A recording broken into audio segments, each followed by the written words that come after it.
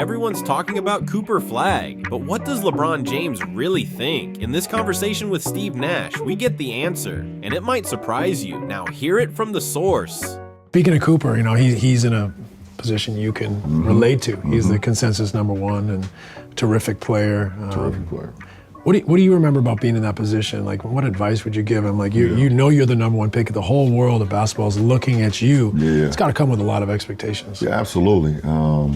Well, I mean, one, obviously you're super excited. It's like, it's what we all dreamed about as kids, and laying in your bed, with the basketball just shooting up, at the ceiling, working on your form. Done that. Just doing that. Or, if you were able to get a basketball hoop in your driveway, then you're doing the whole countdown, 5, 4, 3, 2, 1, wanting to hit a big buzzer shot, in the NBA at some point. And then you're wearing other people's jerseys growing up, you're wearing other guys' shoes, just like all that type of stuff. Playing video games with all the people you inspire to be and want to be a part of. Yeah. And now the moment is here. So you're just like, you're in awe, man. You like, wow, I can't believe that this dream is finally coming true. And at the same time, there's a little anxiety and pressure that comes with it too. Because, as the number one pick, the expectations are automatically put on you. Doesn't matter if they're right or wrong, and we're around the same age. I was 18 when I was drafted. I believe Cooper's 18, maybe turning 19 soon, but it's all the same.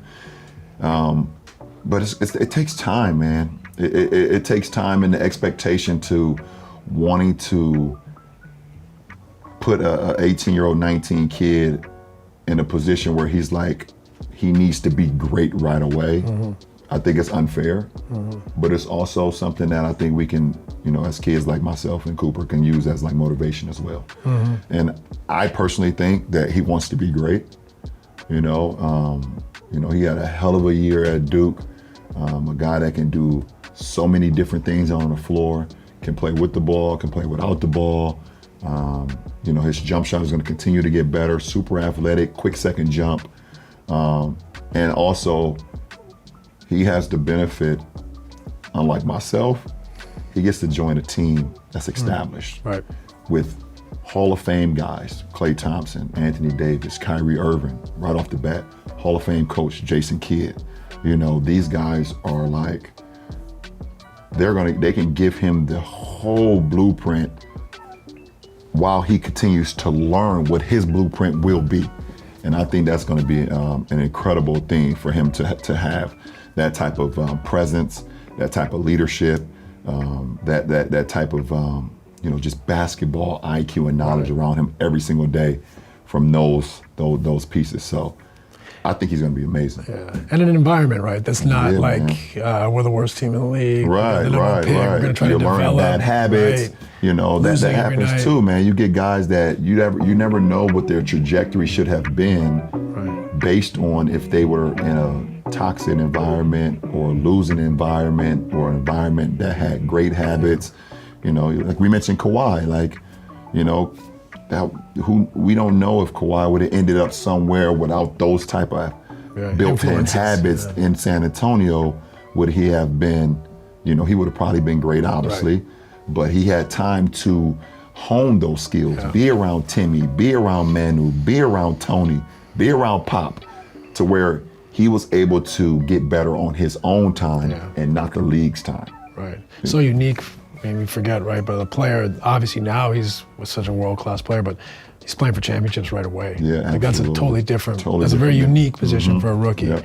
Did you play with Cooper in the summer? Were you in those practices? I played, He was on the development team, on the select team, we call him. Yep. Yeah, and he played extremely well, man. Yeah. I've been watching Cooper for a few years because my son played AAU basketball on the Nike EYBL circuit, Bronny. So, we would be in tournaments either in Peach Jam in Georgia or Kansas City or Dallas or Indianapolis. And, Cooper, unlike a lot of kids, he played for his team out of Maine. Right. A lot of these kids are going to recruited. Yeah, recruited, whatever. Him and his brother and a bunch of those guys they grew up with played on I think they were called, I forgot, it was Maine Select or something like that.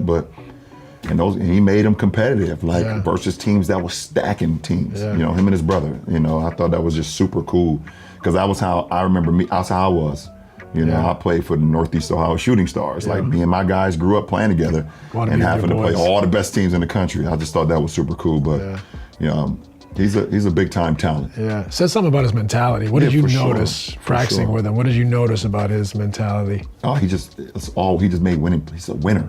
It just seemed like he make winning plays. He just make winning plays. And even at his first year at Duke, he, you know, just made winning plays. Yeah. You know, and obviously, you know, the fact that he was the freshman and I think he was Player of the Year this year as well, ACC Player of the Year. You know, and I just thought he just played the game the right way. How you will hope that, you know, a player that of his caliber just comes to work every day just trying to get better. And I just think he's just been getting better and better. That's a great indicator, right, of his success. man. Willing to make small plays that mean a lot to winning.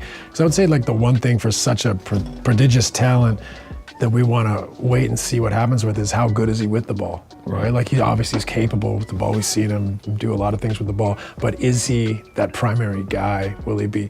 But I love to hear that, like, well, I think he's going to get there. Love to hear that his mentality is, I'm happy to do whatever the team needs. Yeah, yeah. And he has, and a lot of people, he has the ability to do it at this, you know, especially at this point. Right. And, you know, when you have, you know, the guys that they have, he doesn't have to put too much more pressure on himself. Yeah. You know, he can put the pressure on himself to get better every single day. But as far as, you know, his rookie year or his second year, he doesn't have to put the pressure of making every play. Yeah. He has guys out there that can help him with that. So, you know, I think he could possibly be in a position where he could, you know, build into who he's going to be at his pace and not with the league expect the number one player picked. Where's my 25 a night? Right, like, exactly. What you should be doing is your number one player. You're number one player out of high school, but like, you know, maybe that's not my timeline. And I hope he doesn't get pressured by what the narrative timeline is because you're the number one player.